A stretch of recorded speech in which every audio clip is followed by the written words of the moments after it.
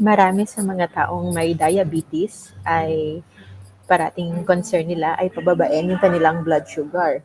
Yung mga gamot na binibigay sa mga pasyenteng diagnosed with diabetes is mostly focusing kung paano i-maintain yung kanilang normal na fasting blood sugar and also yung kanilang HbA1c. In fact, mas marami nga yung kanilang minomonitor is yung fasting blood sugar lang. Ito yung amount of blood sugar na tinitingnan sa dugo after 10 to 12 hours of fasting. However, yung pag-check ng fasting blood sugar may not be the best gauge when it comes to checking yung degree of sugar control. Bakit? Because when you have the laboratory exam, alam mo, titingnan yung iyong blood sugar. Usually, nagkakaroon niya ng bias.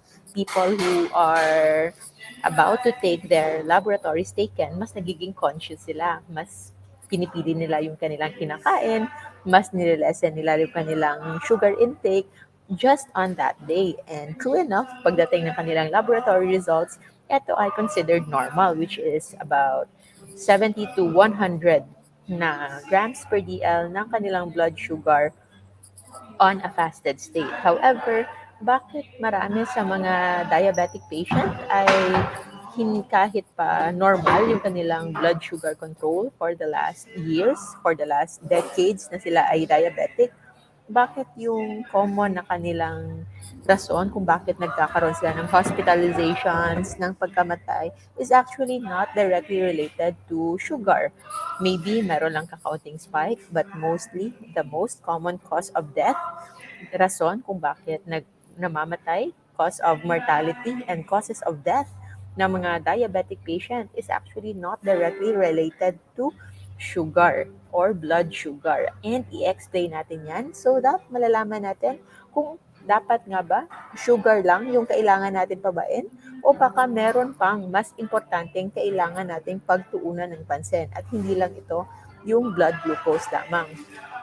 This article is an epidemiologic study. Ibig sabihin, nagsa-study ito ng mga incidents or when it comes to yung pinakamarami, yung kung ano yung based on incidents, ano yung pinaka-common. So, yung research na ito entitled Mortality and Causes of Death in National Samples of Diabetic Patients in Taiwan. More than 200,000 yung kanilang sample dito. 256,000 of diabetic patients yung kanilang tiningnan with an average age of 61 years old up to about 75 with the youngest around 45 years old. At sa result nila, yung total na nakuha nga nila dito is about kung total persons to years of follow-up, ganito ang nakarami, no? So it's really a very high population na study at nakita nila na yung underlying cause of death na hindi listed as diabetes is actually total cardiovascular death. So related sa puso, sa sakit sa puso. It can be related to stroke, to diseases of the arteries, yung pagkakaroon ng coma, nagkakaroon ng atake sa puso o di kaya ng problema sa utak, pagkabara ng ugat sa utak, related to disease of the arteries, yung malalaking ugat, arterioles, malaliit na ugat, and the capillaries. Ito yung mga uh, between the arteries and veins. And the common cause of death nga is about cardiac problem related sa puso and followed by cancer. So nakikita natin, hindi lang ito basta-basta related lang sa pagbaba ng sugar. Pero bakit nagkakaroon ng pagbara ng kolesterol sa puso at bakit nagkakaroon ng pagbara sa ating utak, sa ating mga ugat, and even yung cancer. Bakit nagkakaroon ng cancer? Because the secret when it comes to improving overall health ng mga diabetic ay hindi lang actually sa pagkita lang ng inyong fasting blood sugar na normal, but it is maintaining a low normal blood sugar kahit hindi kayo naka-fasting. Anong ibig sabihin yan? Because fasting blood sugar, eto lang yung pag-check ng inyong blood sugar for the last 10 to 12 hours nang wala kayong kinakain. Pero how about the times that you are eating?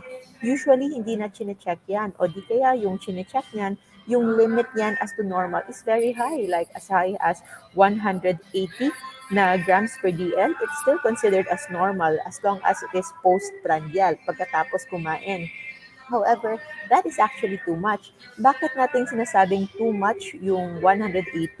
In fact, more than 120 every day, it is already too much kung yun yung parating ganun kataas, yung inyong blood sugar. Alam nyo ba kung bakit sobrang taas niyan? Because that much high of sugar can already increase your insulin in the body. At ano naman yung mangyayari kapag mataas yung insulin sa inyong katawan?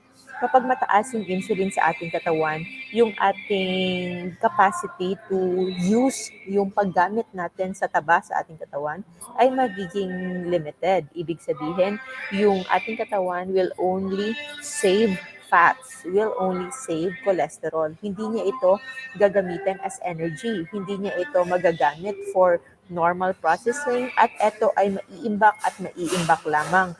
And the moment that there is too much fats in our body, may it be in the form of subcutaneous fats, yung nagpapataba sa atin tingnan, may it be the fats in our bloodstream, yung triglycerides, yung VLDL, and of course, yung pagkakaroon din ng visceral fats, pagkakaroon ng fatty liver, those fats are going to induce more inflammation because first, yung taba sa ating katawan, the adipose tissue, are also very much active in producing cytokines. Ano yung cytokines? Ang cytokines, ito yung mga parang mga armas ng inflammation na kapag marami ito ay mag induce ng inflammation, ng flares, ng pamamaga, ng pamumula, pagkakaroon ng pain, pagkakaroon ng swelling, ng edema, pagmamanas.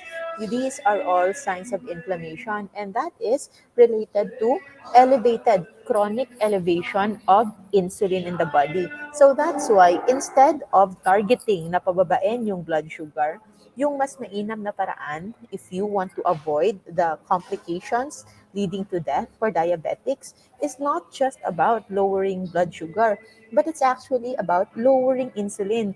Because if yung goal nyo is i-lower lang yung blood sugar, yes, medications can help. Napapababa nga niya yung inyong blood sugar because when you take it, pinapabilis yan yung pagpasok niyan sa cell. So nawawala sila sa ating bloodstream. Pero saan sila napupunta? They are actually being inserted in our muscles, inserted in our fat cells. At anong ginagawa ng ating mga cells sa mga glucose na yon? They convert them into fats. Kasi nga, hindi yan pwede ma-store. Only a little amount of those glucose that you are consuming is actually being converted into energy. Mas marami yan ang nako-convert into inflammation, inflammatory na byproducts, including fat build-up. Because kapag parating mataas yung blood sugar, tumataas din yung insulin. At kapag tumataas yung insulin, mas tumataas yung cholesterol and lipids and protein build-up sa katawan. That is why, no wonder na ang common cause of death among diabetics is cardiovascular death, yung related sa puso, related sa ugat, followed by cancer because this is the byproduct, ito yung resulta ng pag-control ng diabetes sa pamamaraan na yung priority ay pagpapababa lamang ng blood sugar but hindi nagpapababa ng insulin. So, ano yung nangyayari? Bumababa yung kanilang blood sugar on that time, pero kung titingnan mo yung overall impact ng insulin sa kanilang katawan, every day yung insulin nila all-time high, hindi bumababa. Whereas when you do low carb, that is what we are advocating. Kapag inaalaw mo na mag-low carb ka, you are lowering your blood sugar without increase in insulin kasi yung blood sugar mo, stable lang siya na mababa, na normal, hindi siya nag-fluctuate na tumataas, bumababa, tumataas, bumababa. That is leading into what we call as sugar roller coaster, yung spikes and troughs, yung pagtaas at pagbaba ng blood sugar in extremes sa iyong blood vessels, sa inyong bloodstream. Yun yung nakita natin nakakakos ng oxidative stress and nakakalead ng inflammation sa ating mga pasyenteng merong diabetes. That is why kapag glucose lang, yung sugar lang, yung goal mo sa pagpapababa ng blood sugar, you are going to be dependent on medications. But You may have normal FBS for the longest time, but you are not going to lower your risk of heart attack, of cardiovascular death, of stroke, because it will not lower the inflammation in your system. Yes, of course, that is better. Taking medications is better than not taking medications. Pero alam niyo ba kung ano yung mas mainam? Is actually not taking too much carbohydrates, because if you are going to lessen your carbohydrate intake, then you are also going to lessen your need for medications. And the moment you lessen your need for medications, there's also less need for your body to produce insulin. Kapag wala na need for your body to produce insulin, then that insulin is also going to not have that inflammatory effect, yung too much build up sa katawan, and your degree of inflammation, which is the pinaka culprit when it comes to heart attack, when it comes to high blood pressure, when it comes to production of too much fats, fatty liver disease, metabolic syndrome, and even cancer, it will also be lessened. That's why if you are diabetic, if you know someone who is diabetic, and it's just saying always na okay lang kahit hindi ako mag-low carb kasi bababa naman yung blood sugar ko, normal naman yung aking fasting blood sugar. Try to ask them to check for their HbA1c. Yung HbA1c is the 3 months average of their blood sugar. So mostly, tumataas yan. And yun yung hindi madadaya.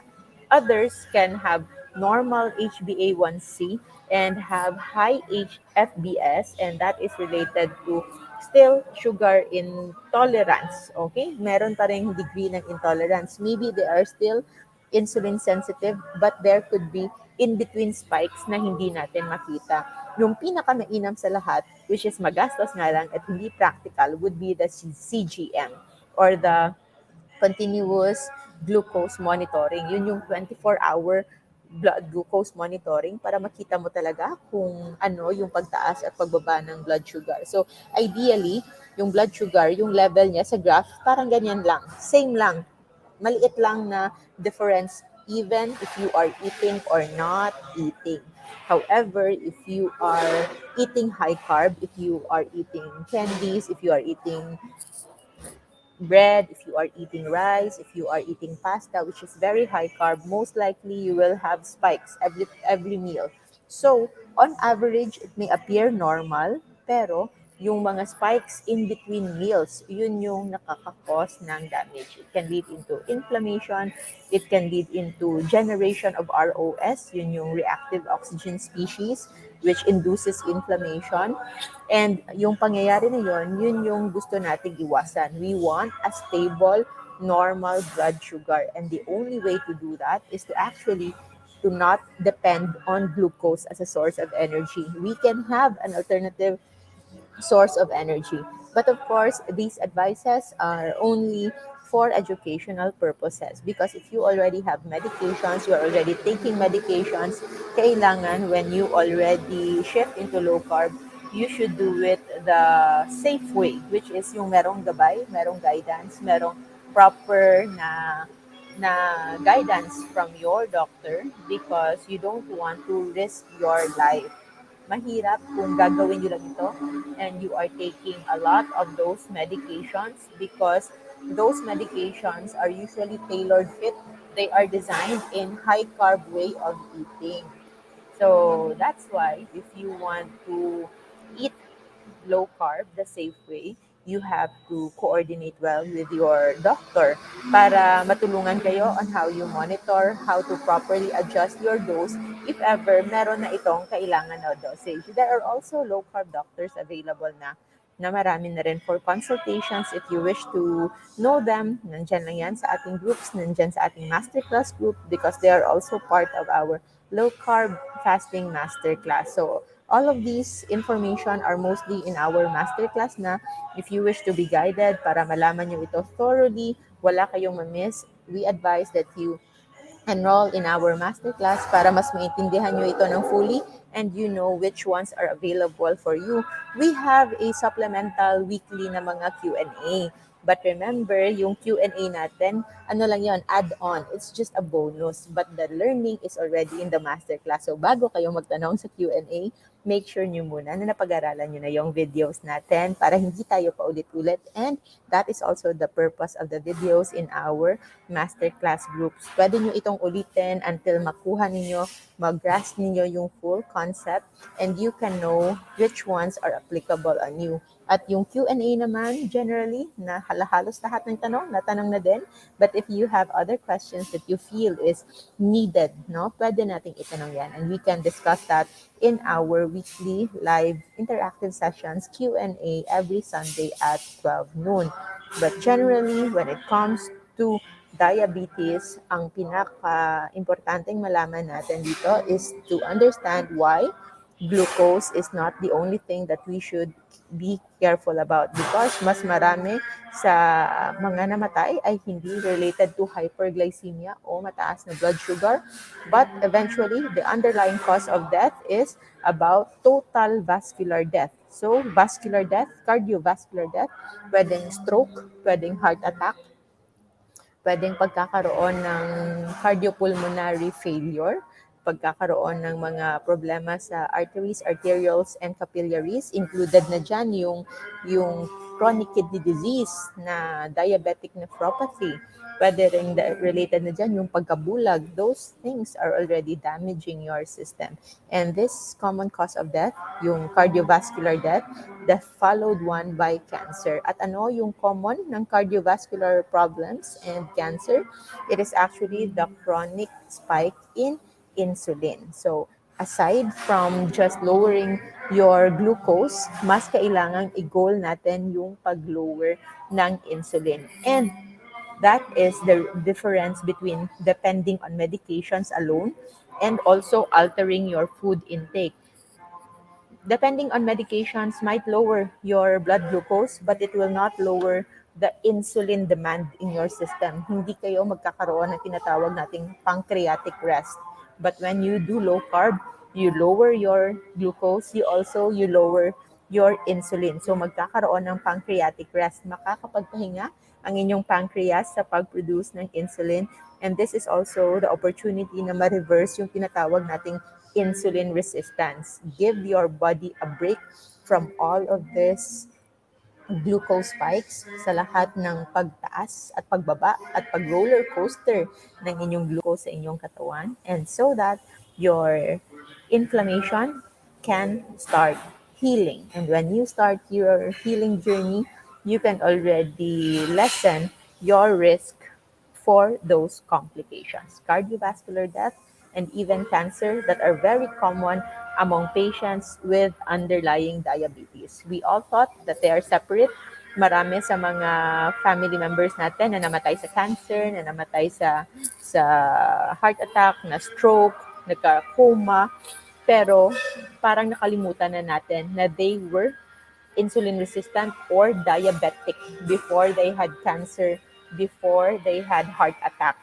And they are not separate entity. They are part of the spectrum. They are part of the complications ng root cause, which is the inflammation coming from, of course, start is glucose spike, insulin spike, anabolic, na too much anabolism leading to inflammation. So you start at the root cause, and that is lowering your glucose by lowering your food intake related to glucose and fructose, including starch, including rice, including bread, because all of those starch, all of those complex carbohydrates, when broken down, is converted into glucose na nagpapataas pa rin ng blood sugar. That is why kahit pa umiiwas na kayo sa matatamis, pero hindi kayo umiiwas sa kanin, hindi kayo umiiwas sa saging,